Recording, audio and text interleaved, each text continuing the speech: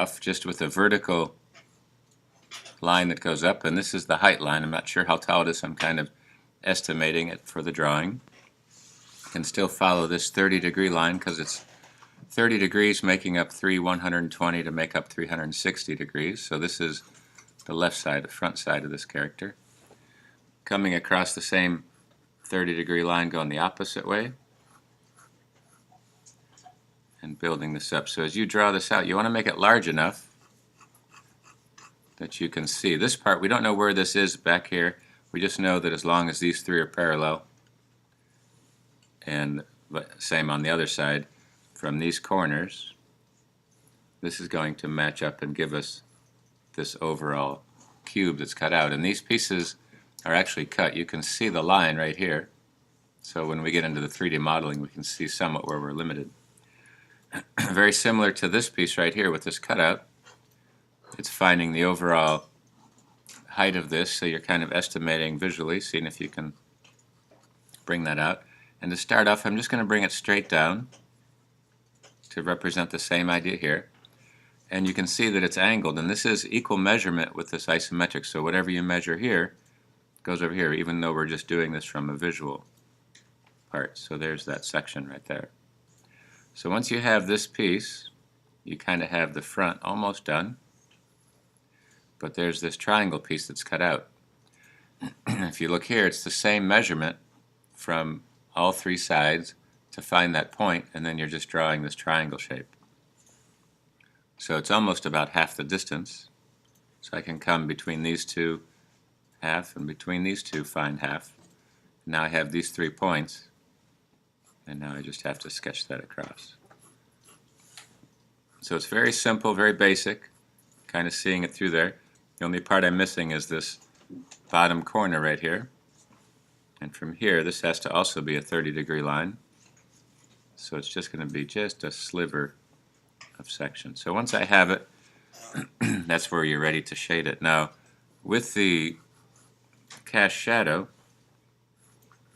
try to get some photo reference, but it's the same idea. If this, from these 2 points, just kind of keeping them parallel just to start off with, and still using this triangle to approximate where it's going to end, keeping this one the same. Okay, that's going to match. So that's the shadow for this wall. However, this part's cut out. So you have to project and find that point, and the same angle coming down, parallel all the way across. And this part's coming down this direction. And now I just have to connect these two. So this becomes my cast shadow.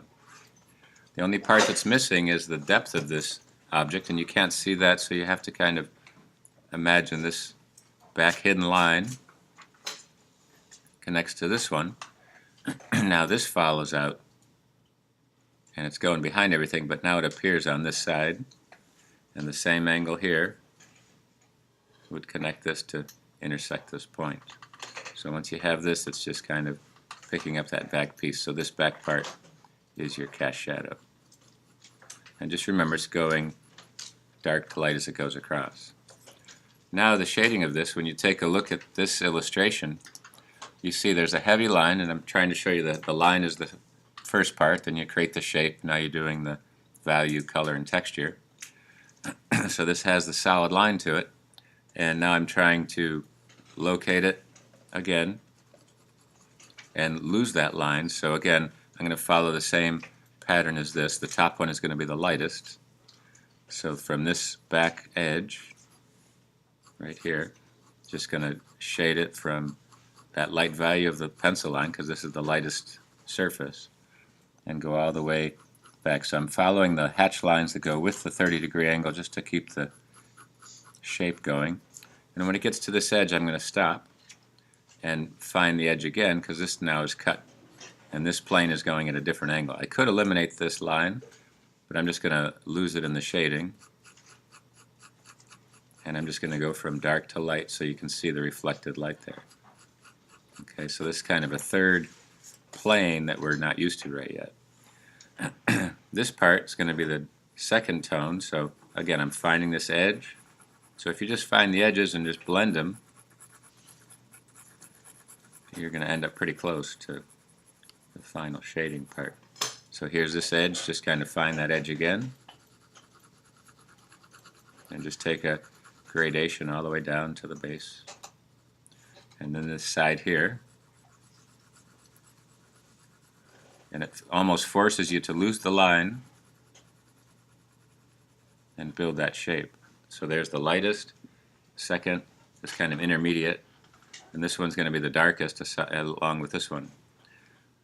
This angle is also going to cast a shadow here, so I'm just going to pencil that in first. And then just go ahead and find this line again and see if I can't shade all the way across.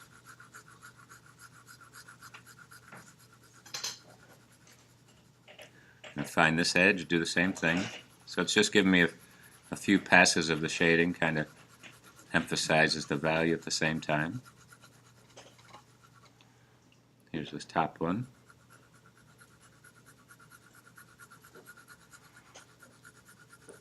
It comes all the way down to the base here. This one's going to have a little tone back here. And now the cast shadow, I'm just going to find the edge of this object and just blend it out and just let it fade away until it loses it. So for most purposes I have it pretty well established. Again, you can take a straight edge again, and this will help you find that crisp edge.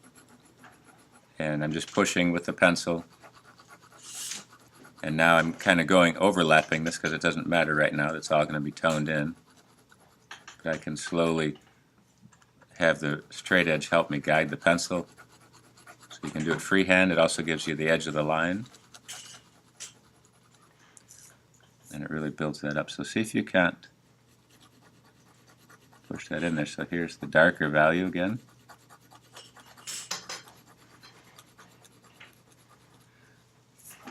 I'm doing the same on this part.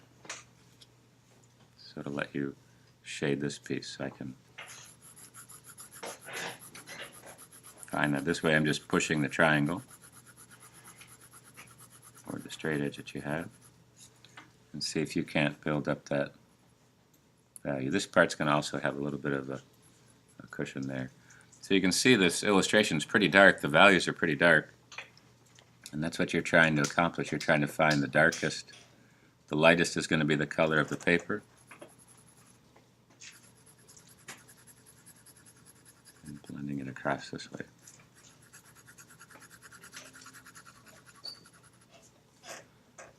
And I'll shade a little bit more, but just to show you that's the section here.